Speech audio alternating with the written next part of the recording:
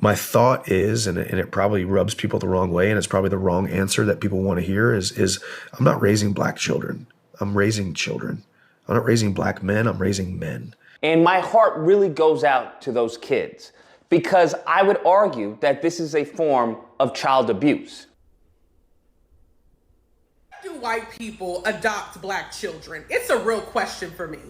Why do white people adopt black children and then say things like, I'm not raising black children, I'm raising children? I got a question. Why are there so many black children that need to be adopted? My second question is, why do you care who adopts them and what color they are as long as they love that child and raise them right? And lastly, I see color. I see color. But when I see a little baby, I don't go, oh, look at that little white baby or look at that little black baby. These are babies. They haven't been filled with ignorance yet. Let them babies be babies and grow up to be good people. Warning: Dave's content is not for the weak. Viewer discretion is advised. So this is Michael Chandler. He is a current UFC fighter who recently adopted 2 black kids. Now, he recently had an interview, and on that interview, he said a comment that a lot of black people did not agree with. I'm not raising black children. I'm raising children. I'm not raising black men. I'm raising men. I'm not raising black men. I'm raising men. Outside looking in, it sounds good, but I kind of wanted more context to why he would say that. I didn't want to just go based off a small clip of him saying, I'm not raising black men, I'm raising men. So I found the full interview and we're gonna break down together what he mean by his statement. Now, before we do that, if you're a person that actively watched the UFC like I do, you would know that he's not the smartest in the octagon IQ wise. Like if there was a list of the smartest fighters inside the octagon, he wouldn't be in your top 20. So with that being said, take everything he says with a grain of salt. A tough question to ask you, but I think it's important. So your adopted children are black. Yep. I would imagine if it hasn't happened already, there are going to be issues, tough issues that you're going to encounter with them.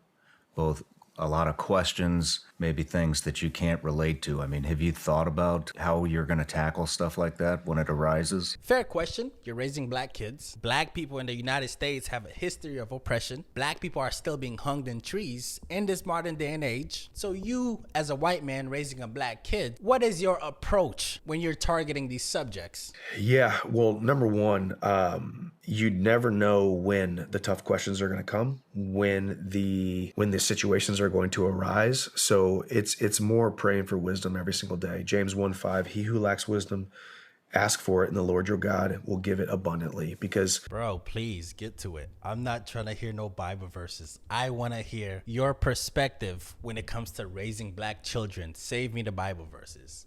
Whether it be me and my family, my children, being a father, or my fight career, my business, whatever it might be, just asking for wisdom and just asking that I will have the right answers to the questions in the moment and give them to me. Give me the wisdom in the moment, because the situations will arise. And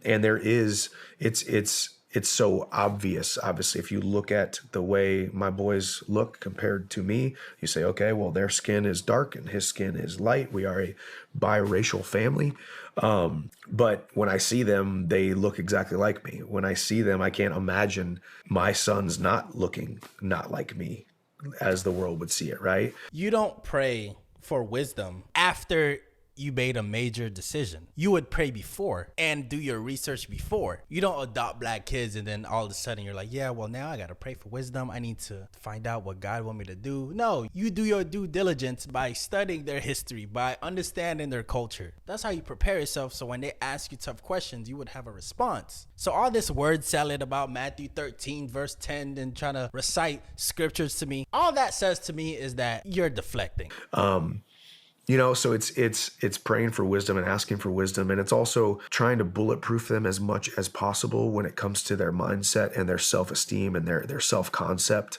Because there's been moments, I'm sure, that has arose, and my son and sons who want to be just like me, they want to be just like me, but they know that their skin color is different than me. That's the way that God made them. My son Hap is going to be probably 6 inches taller than I am because he's already, much taller, right? So we are going to look different in a lot of different ways, but we're so similar in all the ways that matter. we're so similar in all the ways that matter. And you get this question too, where it's like, well, hey, you're a white dude from Missouri living in Nashville. How are you going to raise black children? And my thought is, and it probably rubs people the wrong way, and it's probably the wrong answer that people want to hear, is I'm not raising black children. I'm raising children. I'm not raising black men. I'm raising men. There it is. Now we got context. I think raising kids is a huge responsibility, and there's a lot of pressure that comes with it. But in this context, raising black kids as a white person elevates the level of stress. And trust me, I understand that. I have a whole bunch of biracial friends. Now, when it comes to white people adopting black kids, I think you owe it to your children to study the history and understanding the culture. I don't think you should just wake up and go adopt kids without understanding the culture. When Michael Chandler says, I'm not raising black kids, I'm raising men, he deliberately ignored all the racial context in regards to the black culture, as if it don't exist. Here's a quick history lesson. Back in the days, black parents used to spank their kids with a rod or a belt when they did something wrong, because they understood that it's better for me to spank you at home for you to get some type of understanding, as opposed to me not spanking you and letting you figure it out on your own when you're out there. Black parents understood that if I don't correct your behavior at home, I'm doing you a disservice, because if the white people catch you misbehaving, you'll get lynched or killed. Black people as a unity understood that. So Mr. Chandler, here's my question to you. Do you know what a sundown town is? You probably don't, but I'll explain it. So basically, a sundown town is a whole bunch of cities located in America. I'm talking about Georgia, Alabama, Mississippi, Missouri. A whole bunch of these states have sundown town. So basically, a sundown town is a town where after 8 p.m., if you're black and you caught outside, they're going to kill you. And yes, this is a fact. If you're a black person and you are caught in a sundown town after 8 p.m., you will get killed. Yes, sundown town. I've had the misfortune of running across one sundown town in my entire life. And as I was rolling in, it said, such and such town limits. Underneath it, it said this is a sundown town. I didn't understand what that meant. My passenger, he started freaking out. Like he was freaking out and he wanted to turn around and leave. And I didn't understand why. And then a little bit later, it came across another sign that said, N-word. Do not let the sun set on your black ass or you will be swinging in the morning. I turned around and left real fast.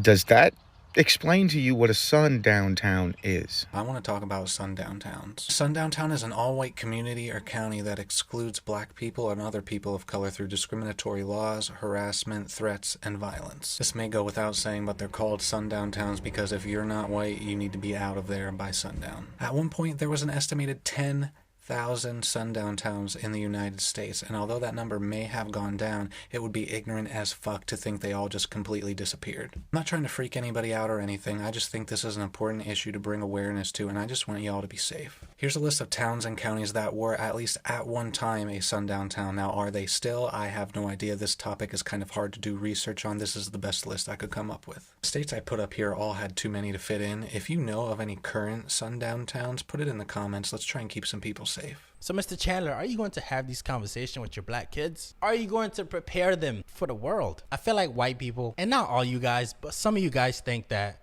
racism is just skinheads and Nazi tattoos and Confederate flags. Yeah, I think that's what racism is. No, it's not. Racism is subtle. The hatred for black people is subtle. It's not in your face like the media try to portray it to be. And as far as like adopting black kids, I don't really have a problem with that. Just understand the culture and introduce it to your children in a healthy way. Because honestly, it'll be less trauma for you and less trauma for them. But yeah, thanks for watching. Let me know what you think in the comment section. And yeah, I'm out.